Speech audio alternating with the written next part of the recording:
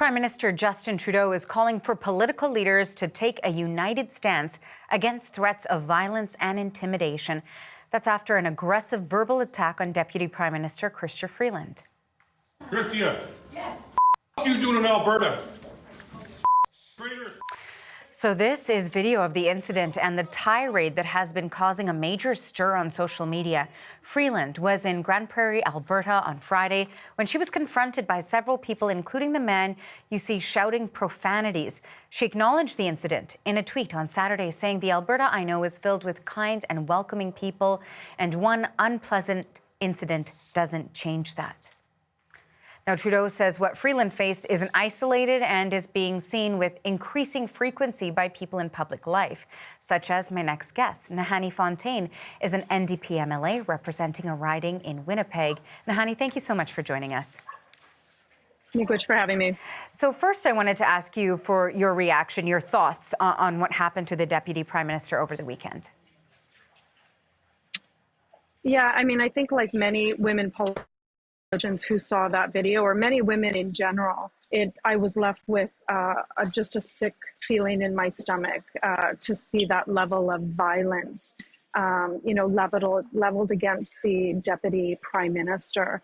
And, unfortunately, it's something that many of us, many women politicians understand and actually face ourselves. And I would suggest that particularly, women and gender diverse BIPOC politicians know that all too well and face that, either online or in person or in emails or in DMs. Like, it's actually nonstop. And so, as one woman politician to another woman politician, I was quick to denounce what I saw and, offer support and solidarity to the Deputy Prime Minister, as we should be doing. One of the things that I think is really disconcerting is when you see, narrative or discourse online saying, well, she deserved it. And, if you're a politician, you should expect that this is going to happen. No public servant gets into this job, particularly women and particularly BIPOC women politicians get in this job to be harassed, intimidated, bullied, and to face that level of violence. And it's, I think, really indicative of the levels of violence and the ways that they manifest themselves for women in politics. And now you mentioned that this is not something that is infrequent. Certainly we have seen many instances of this documented online in the past few years. We know that the Mayor of Calgary, for example, was very public about her experience. But I wanted to ask you what your experience has been since you've been in politics. Yeah.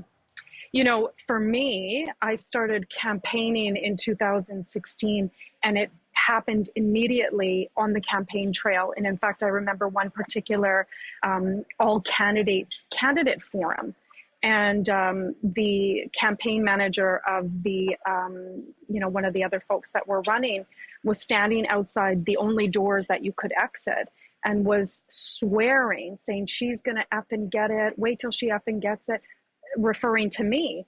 And I actually had to be surrounded by supporters in order to leave a space. And that was the first kind of, incident like that, but it hasn't stopped. I mean, as just less than a year ago, I organized a pro-choice abortion rally. And just as I was getting up to go and speak to the folks that were there, a gentleman started to try to get up the stairs to get to me. Luckily, I'd already alerted my staff and the security, and they blocked him. But then after the event, several legislative security had to block him from getting to me. So, this is not uncommon. And, you're always asked as women politicians, well, you've got to develop thick skin. Trust me, I have thick skin. And, I would suggest and submit that most women politicians have thick skin. We wouldn't be elected if we didn't. But what that does is that diminishes the level of risk and threat that we're under. And then you have politicians that are, particularly those that are on the right, who actually fan the flames and are creating a really dangerous environment rather than coming out quickly and swiftly denouncing these types of actions. We just saw the other day, from the leader or from somebody who's, trying to be the next prime minister, attempt to make it about himself in a 30-second clip. We need politicians of all stripes to immediately and quickly denounce this, and particularly men to stand up for their women colleagues. And, to that point, and there's a couple of things that I want to pick up on. The first thing, though, is that I want to sort of broaden that out a bit because, of course, we know it's not just prominent female politicians. Very recently, we've been seeing a lot of female journalists, specifically BIPOC journalists, who have also been targeted online, and the sort of comments and threats that they've received, these are death threats, rape threats, violence against themselves, against their families. This sort of discourse is what's being thrown out to these members of the media as well. And we've seen the Prime Minister, for example, tweet about that. In specific, in some cases, it is against women of color who are in the media. In terms of the solidarity that we see politicians really sort of trying to channel in terms of fighting that, are there more steps that can be taken, not just speaking out, but for example, we know that there was legislation in 2021, before the 2021 election, talking about online harms, a bill that died due to the election. Is there something that can be done legally that can try to protect female politicians, women of color, female, media personalities who are facing this? Yeah. I mean, I think if anything, what we've seen in the last 48 hours is a wake-up call for folks in those leadership positions that have the power to change the criminal code to actually do something. Again, we just need to go back to 2016 when Joe Cox, right, a British MP, was murdered. I know that none of us want to see that happen here in Canada. And so this is a wake-up call for, the Prime Minister, for all political parties to start looking at legislation and additional protections for women politicians, for BIPOC politicians, for gender diverse politicians, and certainly for journalists. I mean, we've seen it for many years now, this narrative of fake news, and then the violence that perpetrates in the lives and work of, particularly, again, female journalists and BIPOC journalists. We have the opportunity to create legislation and put policies in place that will contribute to those protections. Again, we don't want to be, weeks from now or months from now, or even in a couple of years from now, with somebody, again, with the level of violence as it's raising exponentially, for somebody to get seriously harmed. And so we have to do something now. We have to take this issue seriously. We have to stop diminishing it, and we have to stop dismissing it. And so, let me just say this to that end.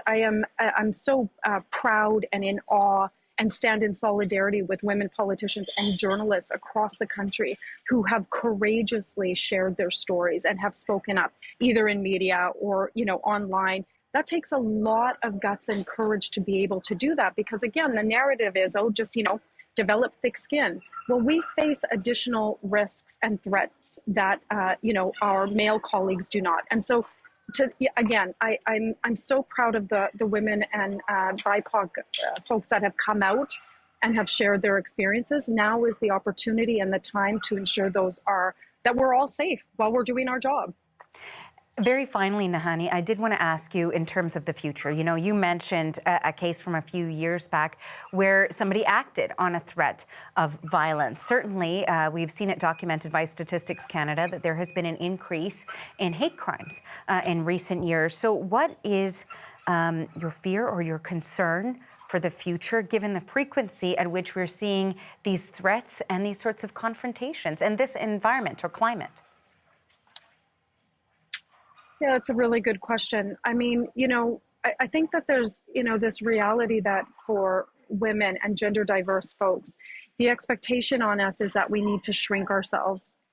We need to, not make any sudden moves that's going to irritate or escalate the men that, show violence against us. And, I personally, I refuse to accept that. I refuse to accept that I have to operate in a space where, one, I can't operate the same as my male colleagues, two, that I have to shrink myself, or three, that I have to be quiet about the violence that we're seeing. And so, I think, again, to encourage those women and gender diverse folks, both within politics and journalism, to speak out. I think that the more that we speak out, the more that we put these things on display for the public to see, the more opportunity there is for discourse and for change. And so, again, maybe it's a little bit easier for me to say, like, I refuse to shrink myself doing the job that I was elected to do. You don't like a woman politician? Vote her out. Run yourself. But there is no room and no, opportunities for violence. And so I think we all have to speak out. We all have to be diligent about that. And we all have to show courage on every spectrum of the political spectrum. Thanks so much for joining us and for your thoughts on this very important conversation that's happening in our country. Miigwech. That is Nahanni Fontaine in Winnipeg. She is an NDP MLA.